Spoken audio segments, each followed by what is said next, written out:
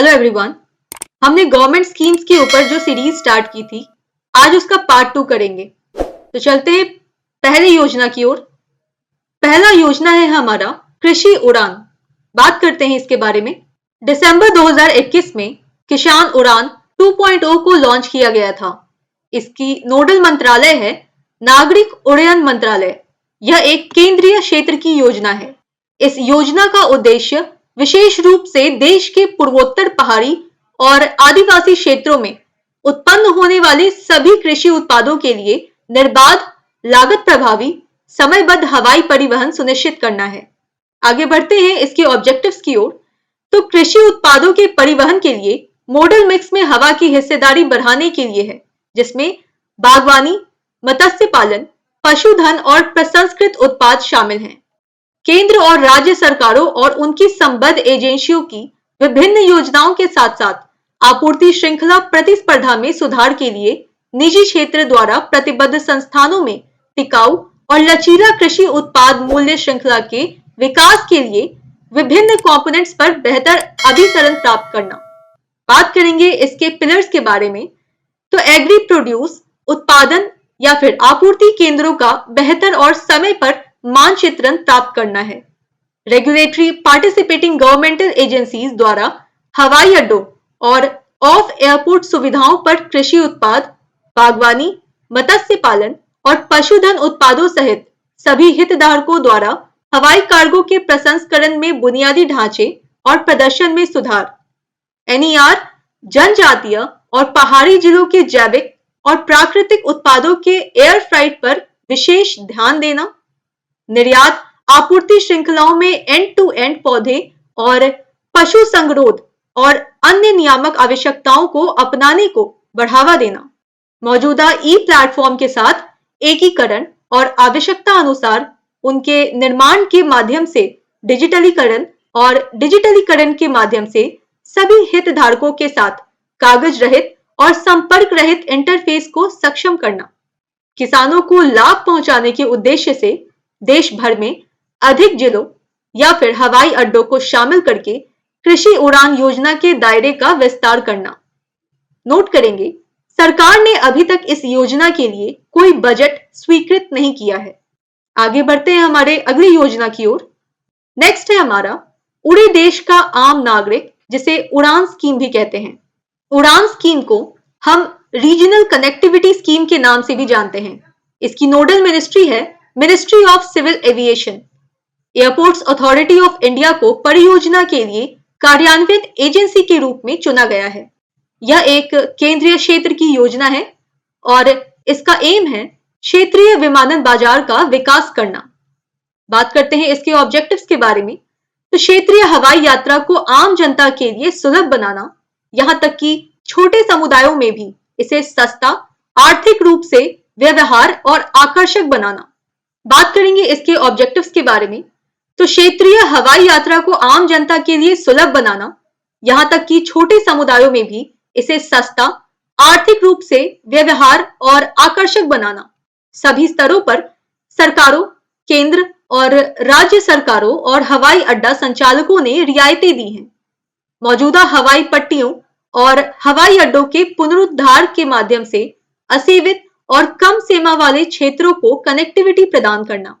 कम सेवा वाले हवाई अड्डों पर प्रति सप्ताह 7 से कम अनुसूचित वाणिज्यिक उड़ानें हैं और सेवा न देने वाले हवाई अड्डों के लिए कोई अनुसूचित वाणिज्यिक उड़ानें नहीं हैं। अगले 5 वर्षों में मंत्रालय को 1000 लाइनों और 100 से अधिक हवाई अड्डों के संचालन की उम्मीद है। तो चलिए आगे बात करते हैं इसके पिलर्स के बारे में। इसकी फंडिंग होती है वायबिलिटी गैप फंडिंग मॉडल के माध्यम से। योजना संस्करण 1.0 की घोषणा तारीख से यह योजना 10 वर्षों तक के लिए परिचालित होगी।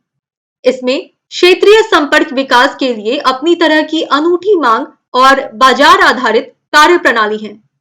500 किलोमीटर की यात्रा के लिए या फिर 30 मिनट के हेलीकॉप्टर की सवारी के लिए क्षेत्रीय उड़ान दरें 2500 निर्धारित की गई हैं। केवल राज्य और हवाई अड्डे या फिर एयरोड्रोम या फिर हेलीपैड जो योजना के अनुसार आवश्यक रियायतें देकर कार्यक्रम से सहमत और समर्थन करते हैं, वे ही RCS का उपयोग करने में सक्षम होंगे। एयरलाइंस को 50% सीटों के लिए फंड देना होगा, जो न्यूनतम 9 उड़ान सीटों और अधिकतम 40 उड़ान सीटें होंगी। शेष 50% सीटों को बाजार भाव पर बेचा जाएगा। हेलीकॉप्टरों के मामले में यदि सीटों की संख्या 13 से कम या उसके बराबर है तो 100% सीटें RCS होनी चाहिए, लेकिन यदि सीटों की संख्या 13 से अधिक है तो केवल 13 को ही RCS माना जाएगा। इस लक्ष्य के लिए क्षेत्रीय संपर्क कोष की स्थापना की जाएगी। दूसरी ओर राज्य सरकारें राज्य RCS मार्गों के अनुरूप में वर्गीकृत मार्गों के लिए सिस्टम के तहत पूरे VGF की प्रतिपूर्ति के लिए उत्तरदायी होंगी।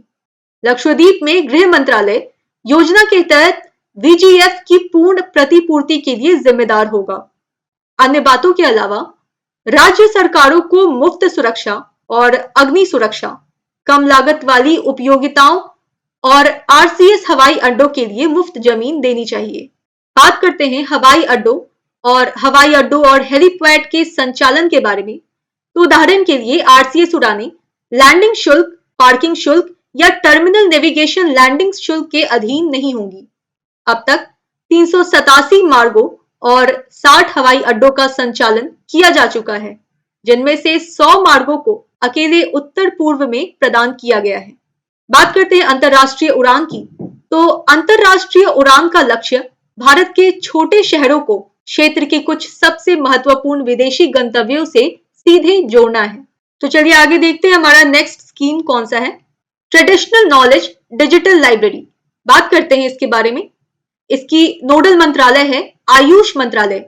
यह केंद्रीय क्षेत्र की योजना है। इसका एम है TKDL का लक्ष्य पारंपरिक ज्ञान को बढ़ावा देना और सूचनाओं को दुरुपयोग से बचाने के अलावा एक वैश्विक भंडार के रूप में उभारना है। बात करते हैं इसके ऑब्जेक्टिव्स के बारे में।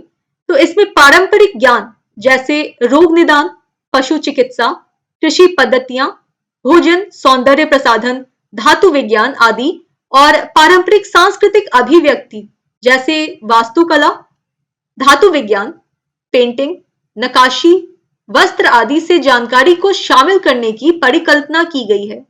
आगे बढ़ते हुए डिजिटल और प्रकाशित पांडुलिपियों की जानकारी के साथ साथ मौखिक ज्ञान को भी TKDL डेटाबेस में शामिल करने का प्रस्ताव है।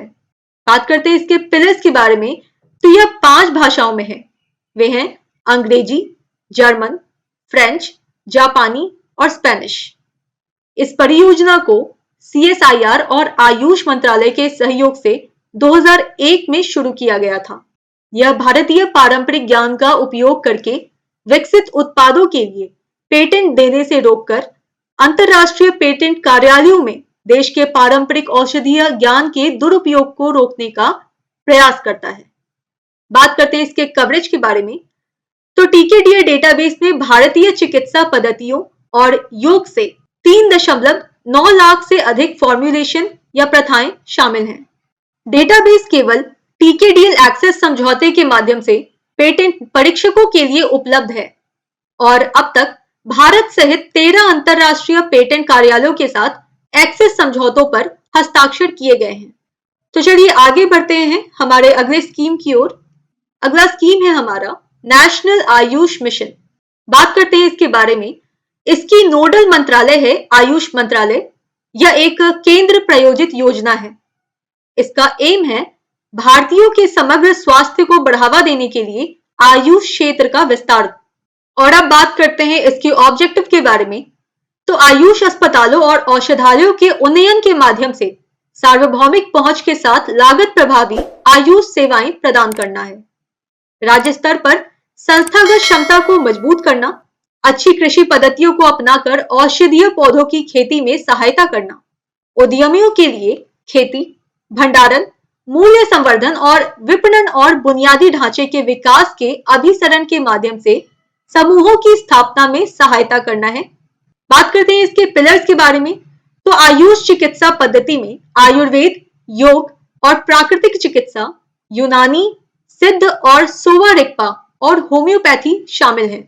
इसके कंपोनेंट्स की बात करें तो ऑब्लिगेटरी कंपोनेंट्स में आते हैं आयुष सेवाएं, आयुष शैक्षणिक संस्थान ASU&H, जिसे हम कहते हैं आयुर्वेदा, सिद्धा, यूनानी एंड होम्योपैथी दवाओं का गुणवत्ता नियंत्रण, औषधीय पौधे। और अब बात करते हैं इसके फ्लेक्सिबल कंपोनेंट्स के बारे में, तो वे हैं योग और प्राकृतिक चिकित्सा वाले आयुष स्वास्थ्य केंद्र, टेलीमेडिसिन, सार्वजनिक निजी भागीदारी सहित आयुष में नवाचार, IEC जिसे सूचना, शिक्षा और संचार कहते हैं, उसकी गतिविधियां, स्वैच्छिक प्रमाणीकरण योजना, परियोजना पर आधारित इत्यादि। चलिए आगे बात करते हैं आयुष ग्राम के बारे में। प्रति ब्लॉक एक गांव का चयन किया जाएगा जहां आयुष आधारित जीवन शैली को बढ़ावा दिया जाता है। आयुष्मान भारत योजना के 10% स्वास्थ्य और कल्याण केंद्रों का संचालन आयुष मंत्रालय द्वारा राज्य या फिर केंद्र शासित प्रदेश सरकारों के माध्यम से किया जाएगा। कुछ आयुष औषधालयों को आयुष स्वास्थ्य और कल्याण केंद्रों के रूप में उन्नत किया जाएगा। और तो और औषधीय पौधों की खेती के लिए किसानों को सब्सिडी भी दी जा रही है। तो आज का स्कीम्स का पार्ट हम यही खत्म करते हैं। धन्यवाद।